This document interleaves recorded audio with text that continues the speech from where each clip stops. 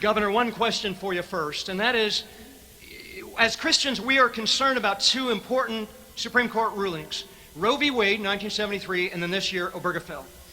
How in the world can we reverse these horrific rulings at the Supreme Court of the United States? What can the President do about it? Well, the first thing the President ought to do is exactly what he should do, and that's uphold the Constitution. The courts can't make law. And if the President surrenders the entire executive branch power to the judicial, he has surrendered to the doctrine of judicial supremacy, which leads us to what Jefferson, Madison, Jackson, and Lincoln all called judicial tyranny.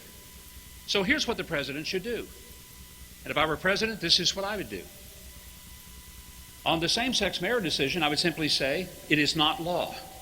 It is not law because the people's elected representatives have not made it law, and there is nothing in the Constitution that gives the Supreme Court the power to make a law. They are the Supreme Court. They are not the Supreme Branch or the Supreme Being. They can't make law. And I want to just reiterate that the simple ninth grade civics that most of us, I hope, passed reminded us that there are three branches of government that are equal to each other. There are separation of powers, and there are checks and balances that were built into our system of government. If the courts can make a ruling on the basis of a review, and that becomes, as many other people will say, the law of the land, then we will have done what Jefferson warned about, and that is turn the Constitution into what he said, and I quote, a thing of wax. It's exactly what Roberts and Scalia also said in their dissenting opinion.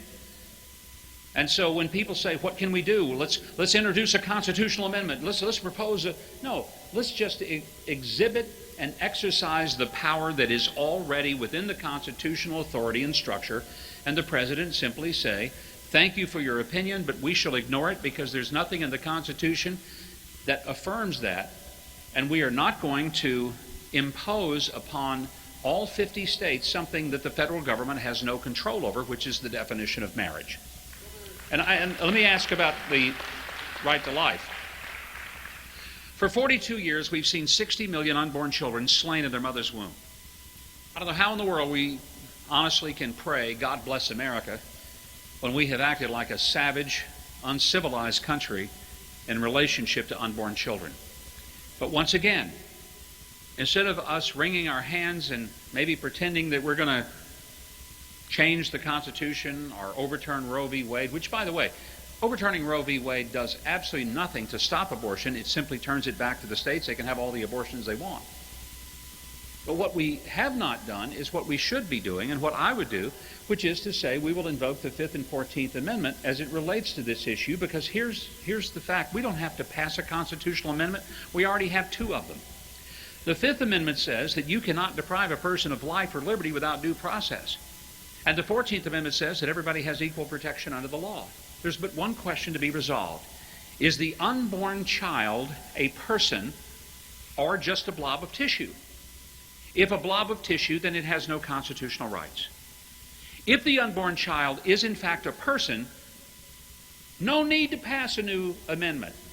Use the ones we already have and protect those persons under the 5th and 14th Amendment and abolish abortion, because it shouldn't be existing unless that unborn child is not a person and therefore not entitled to those due protections and processes. Folks, we fought this battle the wrong way. For 42 years, we have fought so that we could try to defend a few babies, and instead we need to make the left defend the right to kill a baby and define what due process is to kill them. And that's how we should be handling it, and stop judicial supremacy in its tracks. Governor, give us a larger sense of your vision for the future of this nation. Why should folks vote for you as President of the United States? Look, there's some good people running. In fact, one of them has just left this stage, Bobby Jindal, who's a good friend and a wonderful human being and a true, authentic Christian, and I have nothing but the greatest respect. There are several people, I think, that have governed. They understand what it is to sit in the seat of executive power. Frankly, I don't think the presidency is an entry-level job. I think it's a little absurd that we would think that we would send somebody to the White House who has zero experience in actually being an executive and running a government. Now, I know that people are frustrated with Washington. I am too. But I've never lived in Washington. I've never had a paycheck from there, never had a job in Washington. So don't blame me for the failures of Washington. But I do believe that it is important to have somebody who knows how to articulate our vision and message, somebody who has had the experience of working in a political climate that is extraordinarily hostile.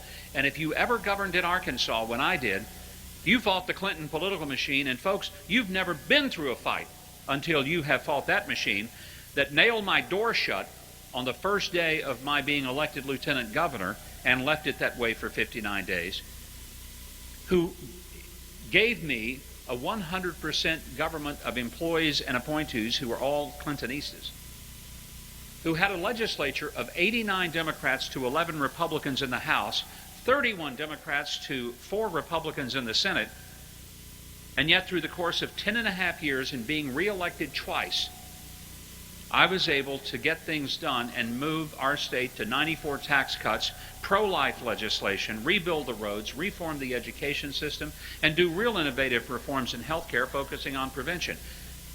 Now, I know that a lot of people say, well, we want to elect somebody who's never been in politics. Well, let me ask you something. A little story. A week ago, I was in Atlanta waiting to catch a plane to Cedar Rapids. The plane was delayed. First, the plane hadn't shown up, and then the crew didn't show up. And 2.5 hours later, we're going to get to Cedar Rapids at 1 o'clock in the morning. The gate agent in Atlanta looks out there and he says, folks, we're still waiting on the crew. I know you want to get to Cedar Rapids. Would anyone here like to volunteer to fly the airplane? And we did just what you did. We all laughed. It's ludicrous.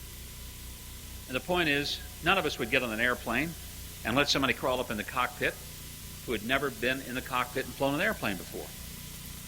I think we might ought to realize that asking a person to sit in the Oval Office is probably a job that requires some preparation, some maturity, some seasoned judgment. And I don't think that that is a disqualification. I think it is a true qualification. Ladies and gentlemen, Governor Mike Huckabee, thank you for coming. Thank you.